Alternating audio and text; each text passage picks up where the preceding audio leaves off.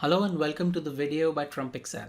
I'm Sumit Bansal, and in this video I will show you how to convert a query into a function using Power Query. So here I have a web page from Box Office Mojo and it gives me the details of movies in 2017. So it gives me the movie title, the studio, the total gross value. And if I change this URL and I make this 2017 to 18, then this web page would update and it will give me the details for 2018. So let me copy this URL. Let me go back to Excel, and here I would fetch the table from that URL using the from web option. So I go to the data tab, click on from web, and here I would paste the URL. And now when I click OK, Power Query engine is going to go back to the web page and fetch all the tables in that page. So in this case, I have document, I have table 1. Now I can load this table in Excel, but this is not what I want. What I want to do is make this query into a function in Power Query. So I would click on edit, I would transform this data, and then I would create a function so that I can take the year value from the user. As of now, I used the URL that was for 2017, but now I want the user to give me the year value. So the user can say that fetch the data for 2018.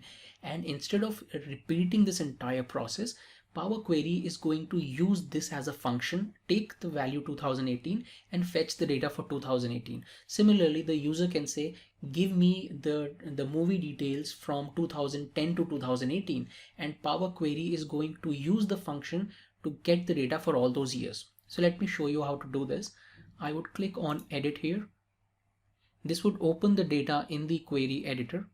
Now here I can do a little bit of transformation. So if I scroll down, you can see there are some records here in the rank column, and these are text. These are the records that are not movie details, but a summary of the data. So I can remove this. I would come to rank, go to transformation and click on whole number. And when I do this and I replace the current step, you can see that these last records, these are converted into an error because these were not numbers. So I can simply come here in the rank column and go to remove errors. And when I do this, it would remove all those errors, all those rows with those errors. Another thing that I can do is, if I want, I can remove a couple of columns. If I want, I can convert this into a whole number. So I change this to a whole number, but this gives me an error because again, this is something that Power Query doesn't recognize as a number. So I can get rid of the dollar sign here. I go to replace values, change the dollar sign with nothing. And now I can convert this into a number. So I would go to data type, whole number, and now it gets converted. So these are basic transformations that I'm doing. You can remove columns, you can do these transformations on all these columns. Make sure that if you're using this kind of data or any data related to your work, you do check the data type and make sure that the data type matches, because that's important. Now when I have this query and I've done all what I want with this, instead of loading this into Excel, what I can do is convert this into a function. And to do that, I would go to the View tab, and here I would click on Advanced Editor.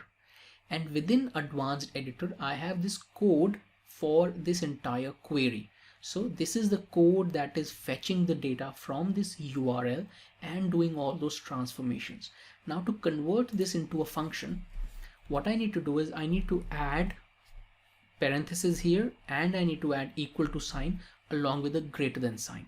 Now just by doing this, I have converted this query into a function. This is a fairly useless function. It would do nothing, but just by adding these 4 characters, which is empty parentheses, equal to sign and greater than sign, I have converted this query into a function. So let's see what happens when I click on done. You can see that now this is a function and it asks me to invoke the function. The thing here is that this function does nothing. It doesn't ask for any value. It doesn't change the code. So nothing happens. Now if I click on invoke, it'll open the same data, the same 2017 data, because in the backend here, if I select function and click on advanced editor, in the backend, this function is doing nothing. So let's do one thing. Let's supply a parameter here. So I would give the value as BO year, which is box office year. Now this is the parameter here, and now if I click on done, you can see it asks me the value for this parameter, which is BO year. This is something that a user can input, a user can provide this. So let's say I give this 2018 and I invoke this, it would still do nothing. It would still give me the data for 2017. And this happens because I'm asking the user for this value, but I'm not using this value in the code. I need to use this in the code so that instead of referring to this web page, Power Query refers to the page where the value, the year value, has been specified by the user. So to do that, I would come here, I would replace this part 2017, and I would add BO year here. So I would add BO year and make sure that the casing is correct. It's in the right case. So in this case, it is B, O, and Y are capital and E, A, R are small. It needs to be the same here, else it'll give you an error. And now when I click on done and I try and fetch anything here, let's say 2016 data, and I click on invoke, it'll give me an error. And the reason for this is, and Power Query is helpful enough to tell me the reason, which is we cannot apply operator AND to types text and number. And it's telling me that on the left you have this thing which is a text, and on the right you have this number.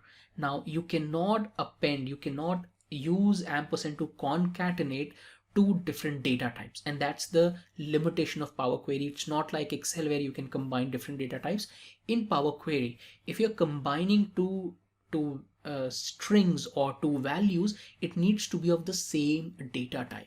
So what we have to do is, I'll go back to the table, click on advanced editor, and here I would make sure that the BO year value is text.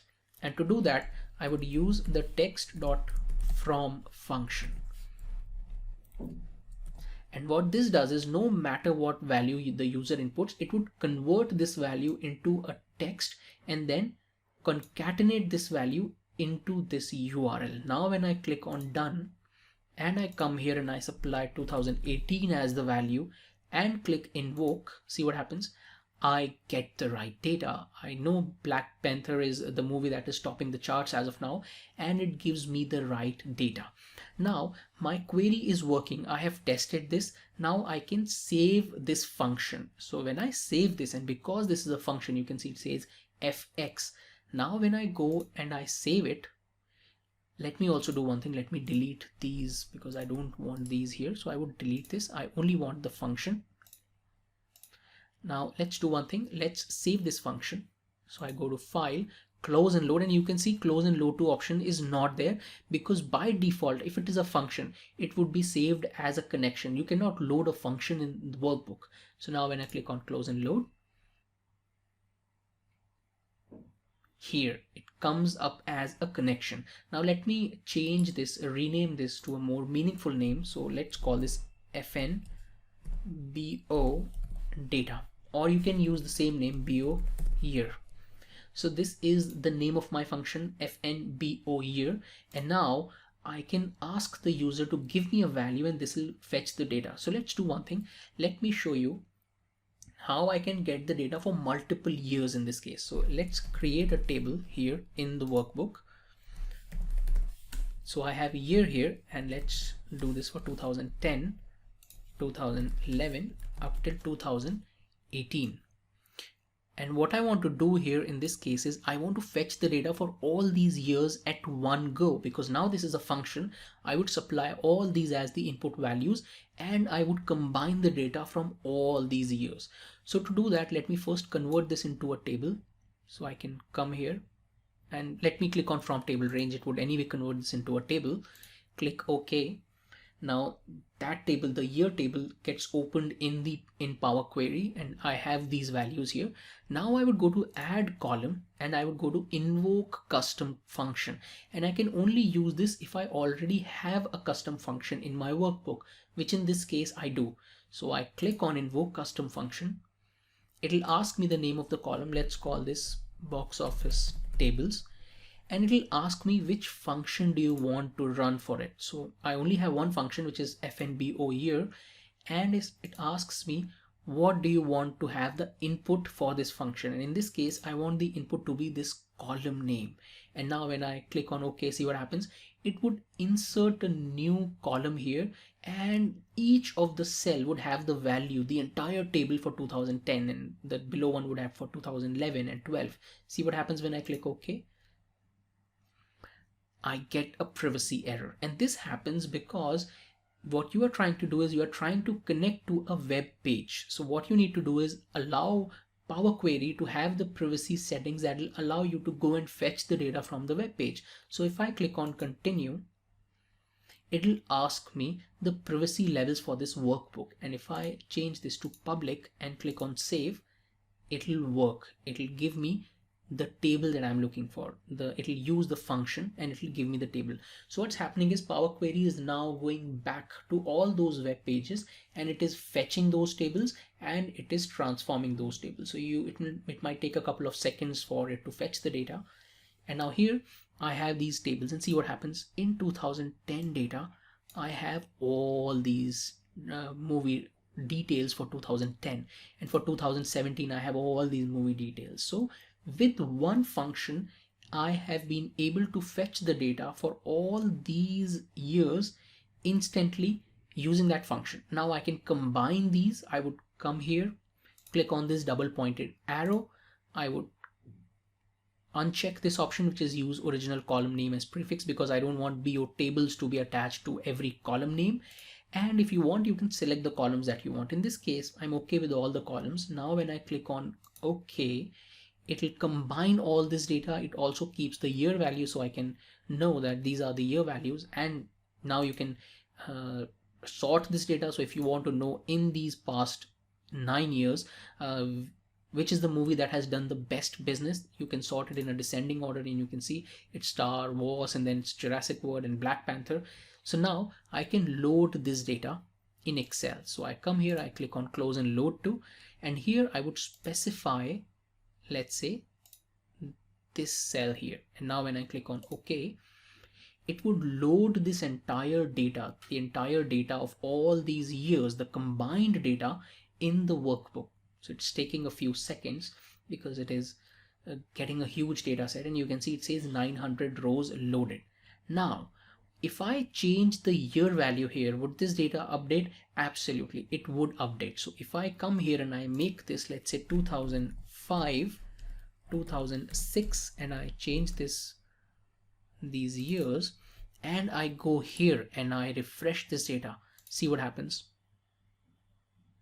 It is going back again to all those pages. So the query is connecting to the website. It is opening all these pages and fetching the data, and instantly it gives me this data. So I just refresh, and within maybe I think 3-4 seconds, it has given me the data. And you can see Avatar in this time range. Avatar is the movie which has done the maximum business, and then it is followed by Avengers and Dark Knight and Dark Knight Rises. So this is how you have created a query into a function, and then you have used this function to get these values from the user, from the workbook, and fetch the relevant data and put it in the workbook. So this is one way you can convert a query into a function and use this. You can also supply these values. So in this case, we had the values in the workbook. If you want, you can also supply these values one by one, as we saw, where you can invoke the function and supply the value. That's it in this video. I hope you found this useful. Thank you and have a nice day.